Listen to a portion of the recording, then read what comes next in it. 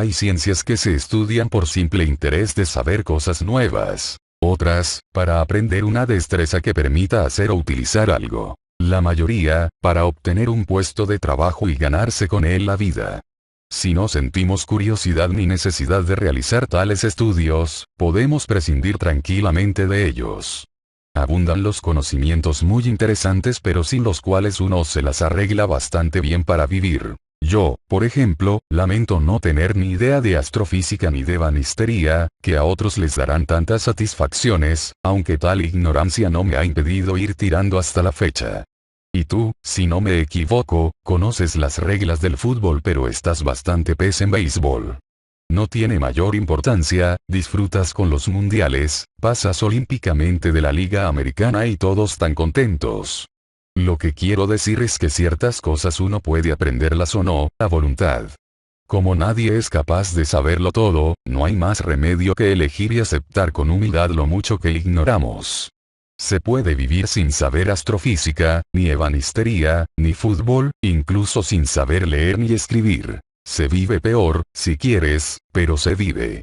Ahora bien, otras cosas hay que saberlas porque en ello, como suele decirse, nos va la vida.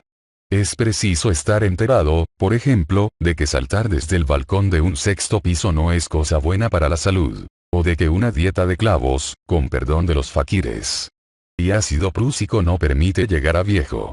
Tampoco es aconsejable ignorar que si uno cada vez que se cruza con el vecino le atiza un mamporro, las consecuencias serán antes o después muy desagradables. Pequeñeces así son importantes. Se puede vivir de muchos modos, pero hay modos que no dejan vivir. En una palabra, entre todos los saberes posibles existe al menos uno imprescindible, el de que ciertas cosas nos convienen y otras no. No nos convienen ciertos alimentos ni nos convienen ciertos comportamientos ni ciertas actitudes. Me refiero, claro está, a que no nos convienen si queremos seguir viviendo. Si lo que uno quiere es reventar cuanto antes, beber lejía puede ser muy adecuado o también procurar rodearse del mayor número de enemigos posibles. Pero de momento vamos a suponer que lo que preferimos es vivir. Los respetables gustos del suicida los dejaremos por ahora de lado. De modo que ciertas cosas nos convienen y a lo que nos conviene. 12. Solemos llamarlo bueno porque nos sienta bien. Otras, en cambio, nos sientan pero que muy mal y a todo eso lo llamamos malo. Saber lo que nos conviene, es decir, distinguir entre lo bueno y lo malo, es un conocimiento que todos intentamos adquirir, todos sin excepción, por la cuenta que nos trae. Como he señalado antes, hay cosas buenas y malas para la salud. Es necesario saber lo que debemos comer, o que el fuego a veces calienta y otras quema, así como el agua puede quitar la sed pero también ahogarnos. Sin embargo, a veces las cosas no son tan sencillas. Ciertas drogas, por ejemplo, aumentan nuestro brío o producen sensaciones agradables, pero su abuso continuado puede ser nocivo. En unos aspectos son buenas, pero en otros malas. Nos convienen y a la vez no nos convienen. En el terreno de las relaciones humanas, estas ambigüedades se dan con aún mayor frecuencia. La mentira es algo en general malo, porque destruye la confianza en la palabra, y todos necesitamos hablar para vivir en sociedad, y enemista a las personas. Pero a veces parece que puede ser útil o beneficioso mentir para obtener alguna ventajilla. O incluso para hacerle un favor a alguien.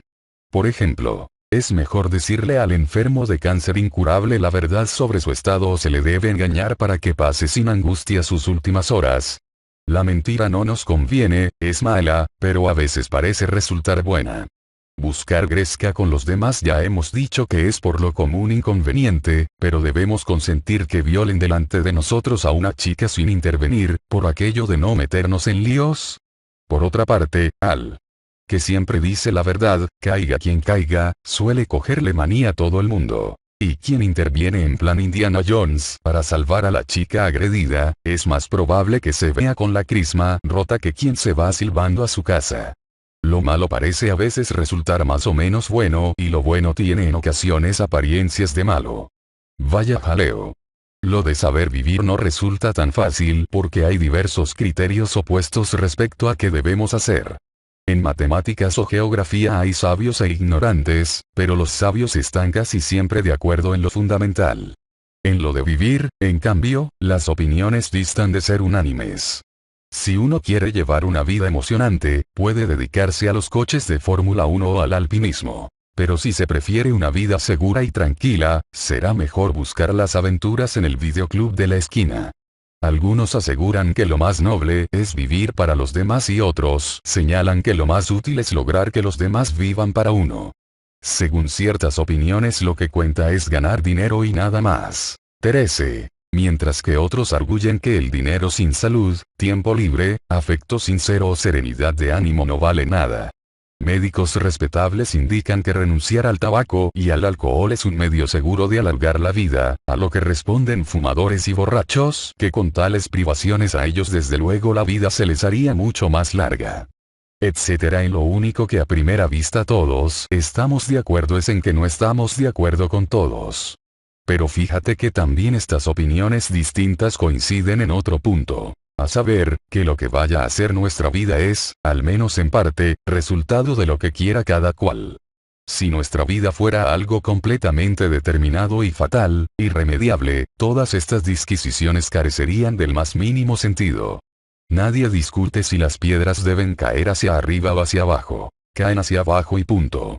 Los castores hacen presas en los arroyos y las abejas panales de celdillas hexagonales. No hay castores a los que tiente hacer celdillas de panal, ni abejas que se dediquen a la ingeniería hidráulica. En su medio natural cada animal parece saber perfectamente lo que es bueno y lo que es malo para él sin discusiones ni dudas. No hay animales malos ni buenos en la naturaleza, aunque quizá la mosca considere mala la araña que tiende su trampa y se la come. Pero es que uno araña no lo puede remediar. Voy a contarte un caso dramático. Ya conoces a las termitas, esas hormigas blancas que en África levantan impresionantes hormigueros de varios metros de alto y duros como la piedra. Dado que el cuerpo de las termitas es blando, por carecer de la coraza quitinosa que protege a otros insectos, el hormiguero les sirve de caparazón colectivo contra ciertas hormigas enemigas, mejor armadas que ellas. Pero a veces uno de esos hormigueros se derrumba, por culpa de una riada o de un elefante. A los elefantes les gusta rascarse los flancos contra los termiteros. ¿Qué le vamos a hacer? Enseguida, las termitas obreros se ponen a trabajar para reconstruir su dañada fortaleza, a toda prisa. Y las grandes hormigas enemigas se lanzan al asalto. Las termitas soldados salen a defender a su tribu e intentan detener a las enemigas. Como ni por tamaño ni por armamento pueden competir con ellas, se cuelgan de las asaltantes intentando frenar todo lo posible su marcha, mientras las feroces mandíbulas de sus asaltantes las van despedazando.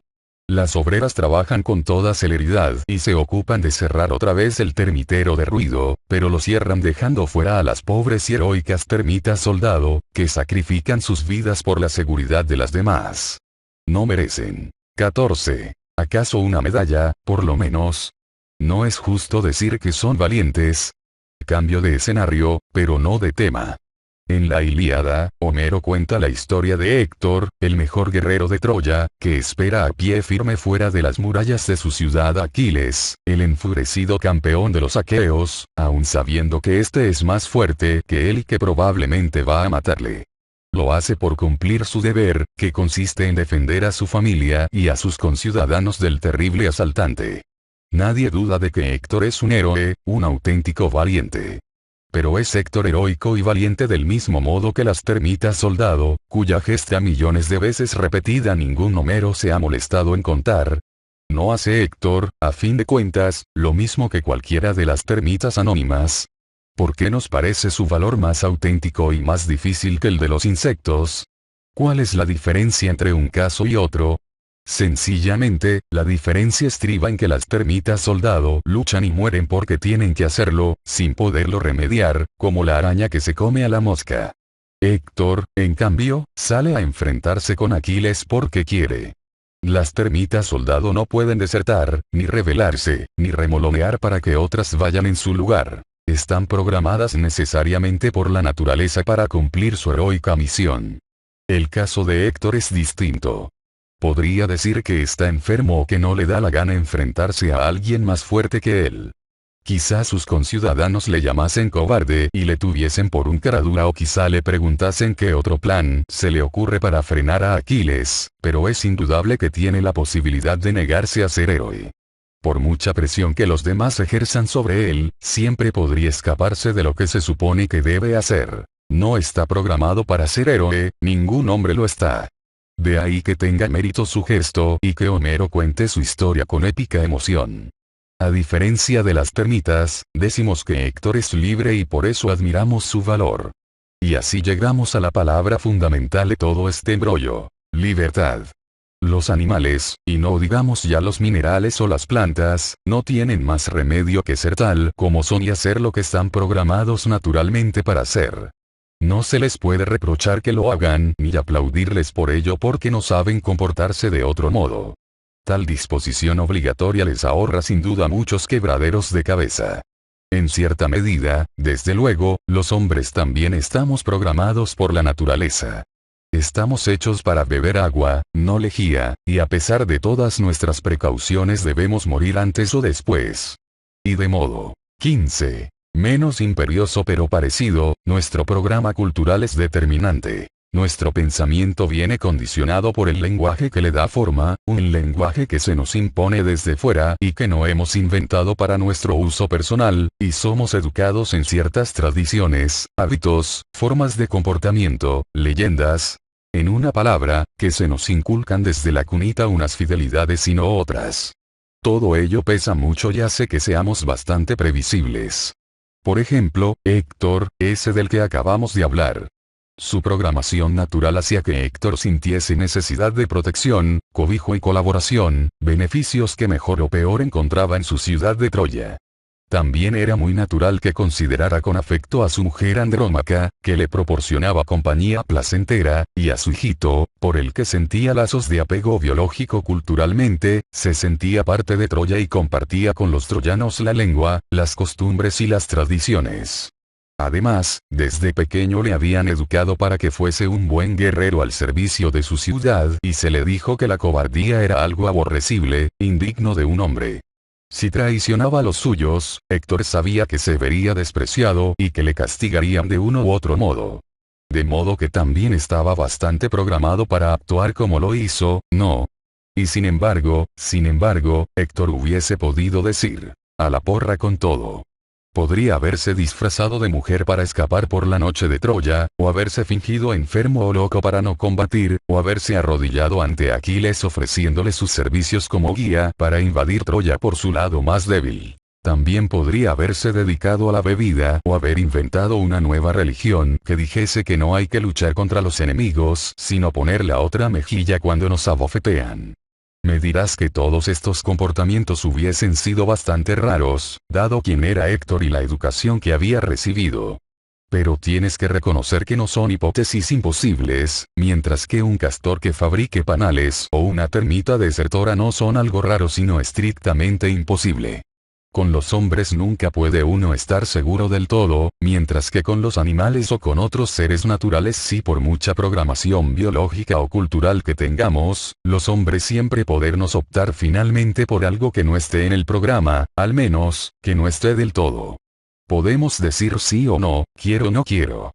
Por muy achuchados que nos veamos por las circunstancias, nunca tenemos un solo camino a seguir sino varios. 16. Cuando te hablo de libertad es a esto a lo que me refiero. A lo que nos diferencia de las termitas y de las mareas, de todo lo que se mueve de modo necesario e irremediable. Cierto que no podemos hacer cualquier cosa que queramos, pero también cierto que no estamos obligados a querer hacer una sola cosa. Y aquí conviene señalar dos aclaraciones respecto a la libertad. Primera. No somos libres de elegir lo que nos pasa, haber nacido tal día, de tales padres y en tal país, padecer un cáncer o ser atropellados por un coche, ser guapos o feos, que los aqueos se empeñen en conquistar nuestra ciudad, etc., sino libres para responder a lo que nos pasa de tal o cual modo, obedecer o rebelarnos, ser prudentes o temerarios, vengativos o resignados, vestirnos a la moda o disfrazarnos de oso de las cavernas, defender Troya o huir, etc. Segunda. Ser libres para intentar algo no tiene nada que ver con lograrlo indefectiblemente.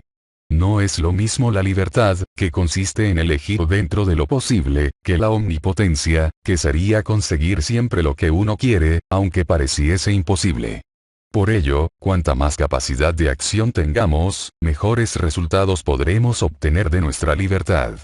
Soy libre de querer subir al monte Everest, pero dado mi lamentable estado físico y mi nula preparación en alpinismo, es prácticamente imposible que consiguiera mi objetivo. En cambio soy libre de leer o no leer, pero como aprendí a leer de pequeñito la cosa no me resulta demasiado difícil si decido hacerlo. Hay cosas que dependen de mi voluntad, y eso es ser libre, pero no todo depende de mi voluntad, entonces sería omnipotente, porque en el mundo hay otras muchas voluntades y otras muchas necesidades que no controlo a mi gusto. Si no me conozco ni a mí mismo ni al mundo en que vivo, mi libertad se estrellará una y otra vez contra lo necesario. Pero, cosa importante, no por ello dejaré de ser libre, aunque me escueza. En la realidad existen muchas fuerzas que limitan nuestra libertad, desde terremotos o enfermedades hasta tiranos. Pero también nuestra libertad es una fuerza en el mundo, nuestra fuerza. Si hablas con la gente, sin embargo, verás que la mayoría tiene mucha más conciencia de lo que limita su libertad que de la libertad misma. Te dirán, ¿libertad? ¿Pero de qué libertad me hablas? ¿Cómo vamos a ser libres, si nos comen el coco desde la televisión, si los gobernantes nos engañan y nos manipulan, si los terroristas nos amenazan, si las drogas nos esclavizan, y si además me falta dinero para comprarme una moto, que es lo que yo quisiera? En cuanto te fijes un poco, verás que los que así, 17, hablan parece que se están quejando, pero en realidad se encuentran muy satisfechos de saber que no son libres. En el fondo piensan, uff.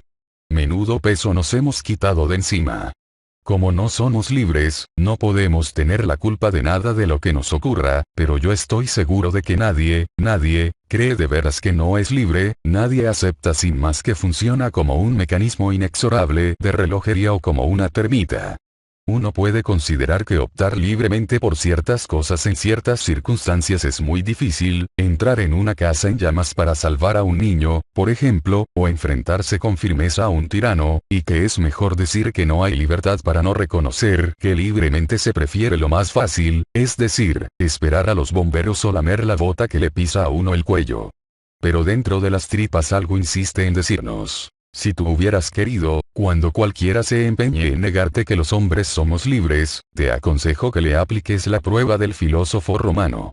En la antigüedad, un filósofo romano discutía con un amigo que le negaba la libertad humana y aseguraba que todos los hombres no tienen más remedio que hacer lo que hacen. El filósofo cogió su bastón y comenzó a darle estacazos con toda su fuerza. Ya está bien, no me pegues más. Le decía el otro. Y el filósofo, sin dejar de zurrarle, continuó argumentando. ¿No dices que no soy libre y que lo que hago no tengo más remedio que hacerlo? Pues entonces no gastes saliva pidiéndome que pare. Soy automático. Hasta que el amigo no reconoció que el filósofo podía libremente dejar de pegarle, el filósofo no suspendió su paliza. La prueba es buena, pero no debes utilizarla más que en último extremo y siempre con amigos que no sepan artes marciales, en resumen. A diferencia de otros seres, vivos o inanimados, los hombres podemos inventar y elegir en parte nuestra forma de vida. Podemos optar por lo que nos parece bueno, es decir, conveniente para nosotros, frente a lo que nos parece malo e inconveniente. Y como podemos inventar y elegir, podemos equivocarnos, que es algo que a los castores, las abejas y las termitas no suele pasarles. De modo que parece prudente fijarnos bien en lo que hacemos y procurar adquirir un cierto saber vivir que nos permita acertar. A ese saber vivir, o arte de vivir si prefieres, es a lo que llaman ética. De ello, si tienes paciencia, seguiremos hablando en las siguientes páginas de este libro. Vete leyendo. 18. Y si ahora, dejando en el suelo el abollonado escudo y el fuerte casco y apoyado la pica contra el muro, saliera al encuentro del inexorable Aquiles, le dijera que permitía a los Atridas llevarse a Helena y las riquezas que Alejandro trajo a Ion en las cóncavas naves, que esto fue lo que originó la guerra, y le ofreciera repartir a los aqueos la mitad de lo que la ciudad contiene y más tarde tomara juramento a los troyanos de que, sin ocultar nada, formasen 2 lotes con cuantos bienes existen dentro de esta hermosa ciudad. Mas ¿por qué en tales cosas me hace pensar el corazón? Homero, Ilíada. La libertad no es una filosofía y ni siquiera es una idea. Es un movimiento de la conciencia que nos lleva, en ciertos momentos, a pronunciar dos monosílabos, sí o no. En su brevedad instantánea, como a la luz del relámpago, se dibuja el signo contradictorio de la naturaleza humana. Octavio Paz, La otra voz. La vida del hombre no puede ser vivida repitiendo los patrones de su especie. Es el mismo, cada uno, quien debe vivir. El hombre es el único animal que puede estar fastidiado, que puede estar disgustado, que puede sentirse expulsado del paraíso. Erich Fromm, Ética y Psicoanálisis. 19. Capítulo 2. Órdenes, costumbres y caprichos. Te recuerdo brevemente dónde estamos. Queda claro que hay cosas que nos convienen para vivir y otras no, pero no siempre está claro qué cosas son las que nos convienen. Aunque no podamos elegir lo que nos pasa, podemos en cambio elegir lo que hacer frente a lo que nos pasa. Modestia aparte, nuestro caso se parece más al de Héctor que al de las beneméritas termitas. Cuando vamos a hacer algo, lo hacemos porque preferimos hacer eso a hacer otra cosa, o porque preferimos hacerlo a no hacerlo. Resulta entonces que hacemos siempre lo que queremos. Hombre, no tanto. A veces las circunstancias nos imponen elegir entre dos opciones que no hemos elegido. Vamos, que hay ocasiones en que elegimos, aunque preferiría no tener que elegir. Uno de los primeros filósofos que se ocupó de estas cuestiones, Aristóteles, imaginó el siguiente ejemplo. Un barco lleva una importante carga de un puerto a otro. A medio trayecto, le sorprende una tremenda tempestad.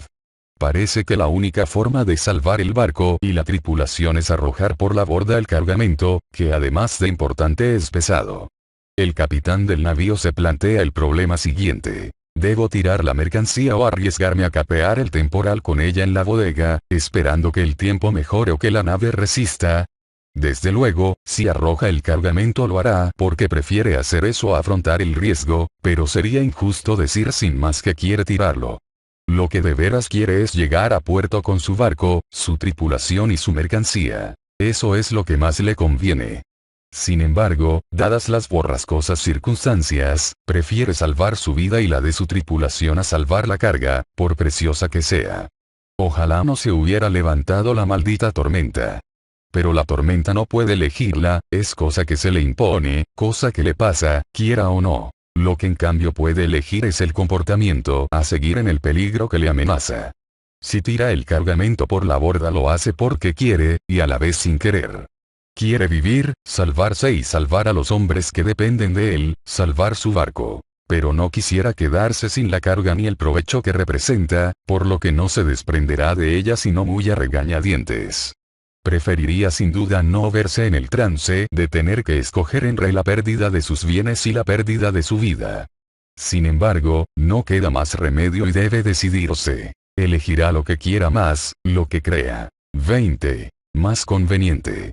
Podríamos decir que es libre porque no le queda otro remedio que serlo, libre de optar en circunstancias que él no ha elegido padecer. Casi siempre que reflexionamos en situaciones difíciles o importantes sobre lo que vamos a hacer nos encontramos en una situación parecida a la de ese capitán de barco del que habla Aristóteles.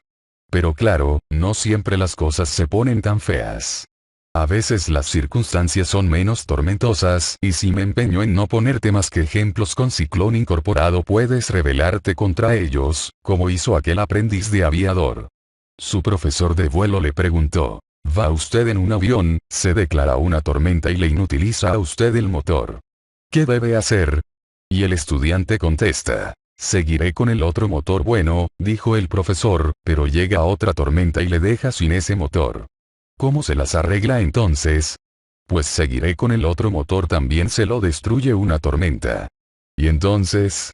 Pues continúo con otro motor. Vamos a ver, se mosquea el profesor, ¿se puede saber de dónde saca usted tantos motores? Y el alumno, imperturbable. Del mismo sitio del que saca usted tantas tormentas. No, dejemos de lado el tormento de las tormentas. Veamos qué ocurre cuando hace buen tiempo. Por lo general, uno no se pasa la vida dando vueltas a lo que nos conviene o no nos conviene hacer.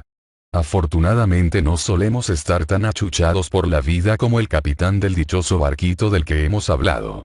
Si vamos a ser sinceros, tendremos que reconocer que la mayoría de nuestros actos los hacemos casi automáticamente, sin darle demasiadas vueltas al asunto. Recuerda conmigo, por favor, lo que has hecho esta mañana.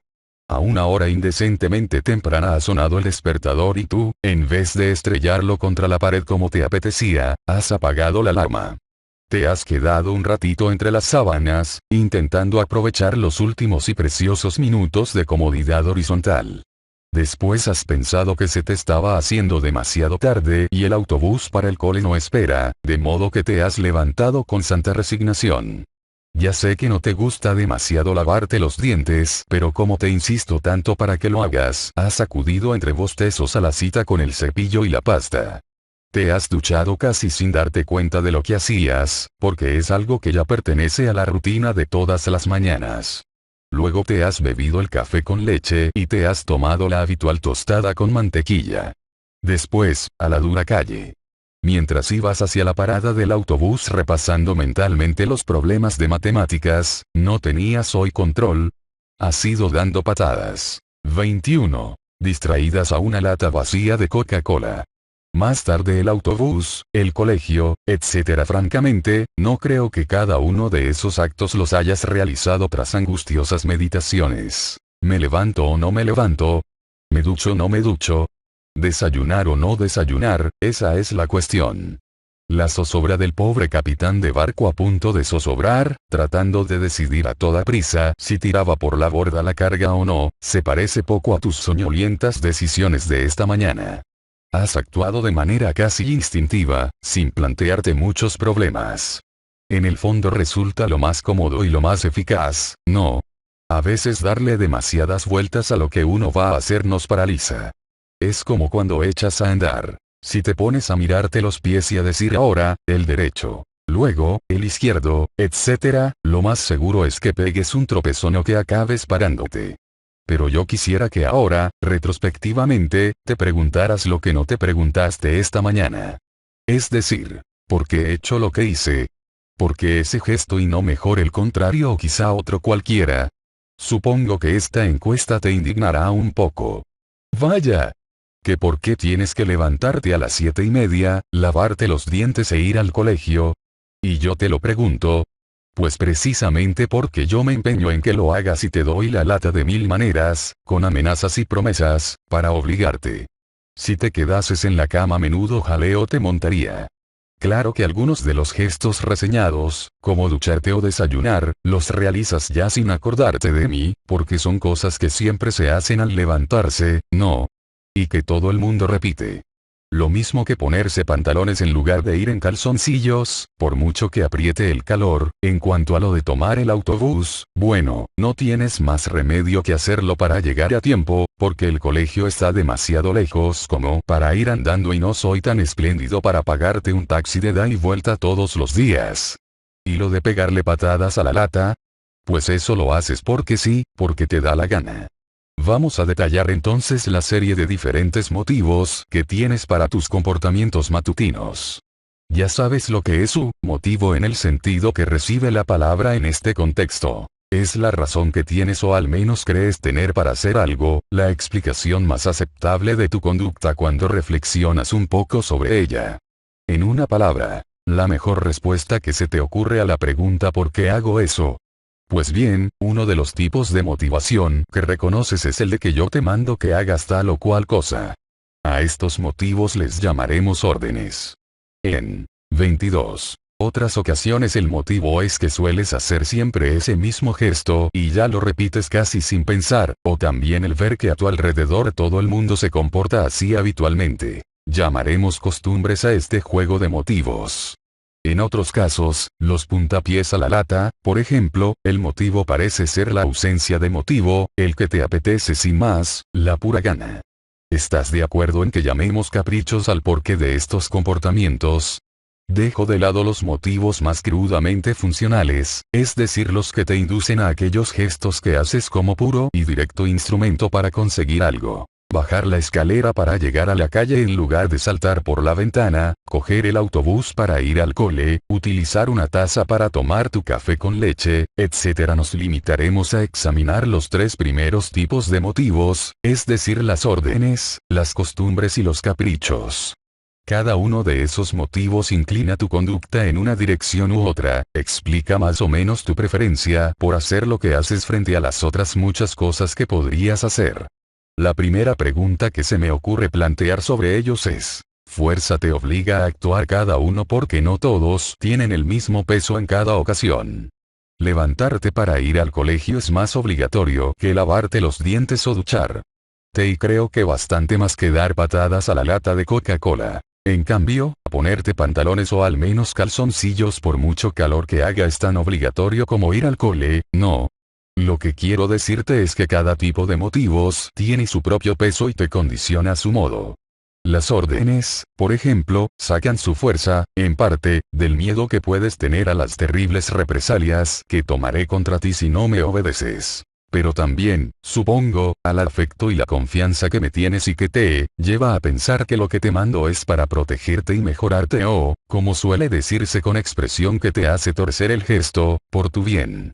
También desde luego porque esperas algún tipo de recompensa si cumples como es debido. Paga, regalos, etc. Las costumbres, en cambio, vienen más bien de la comodidad de seguir la rutina en ciertas ocasiones y también de tu interés de no contrariar a los otros, es decir, de la presión de los demás.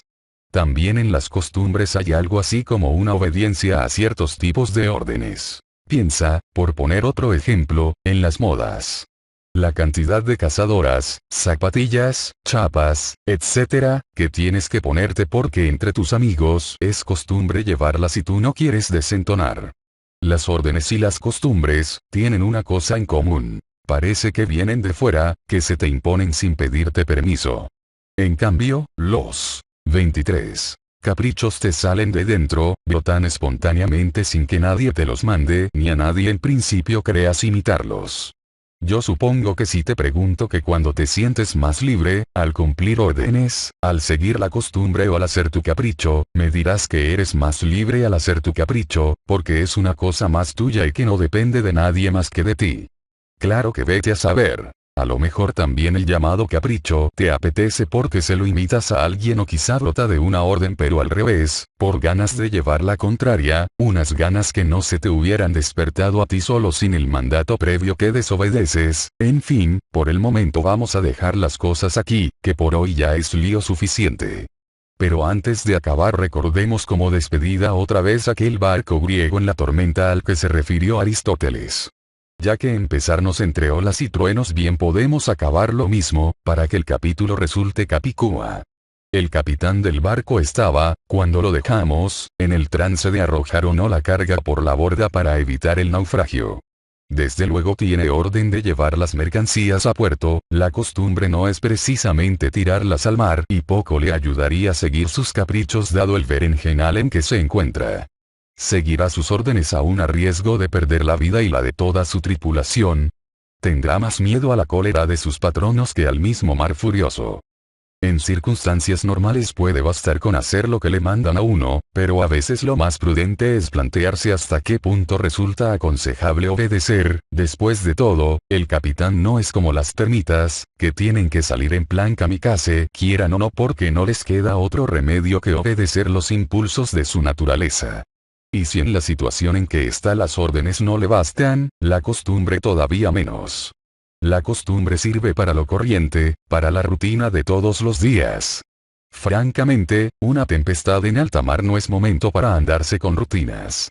Tú mismo le pones religiosamente pantalones y calzoncillos todas las mañanas, pero si en caso de incendio no te diera tiempo tampoco te sentirías demasiado culpable. Durante el gran terremoto de México de hace pocos años un amigo mío vio derrumbarse ante sus propios ojos un elevado edificio. Acudió a prestar ayuda e intentó sacar de entre los escombros a una de las víctimas, que se resistía inexplicablemente a salir de la trampa de cascotes hasta que confesó: es que no llevo nada encima, premio especial del jurado a la defensa intempestiva del taparrabos. Tanto conformismo ante la costumbre vigente es un poco morboso, ¿no? Podemos suponer que nuestro capitán griego era un hombre práctico y que la rutina de conservar la carga no era suficiente para determinar su comportamiento en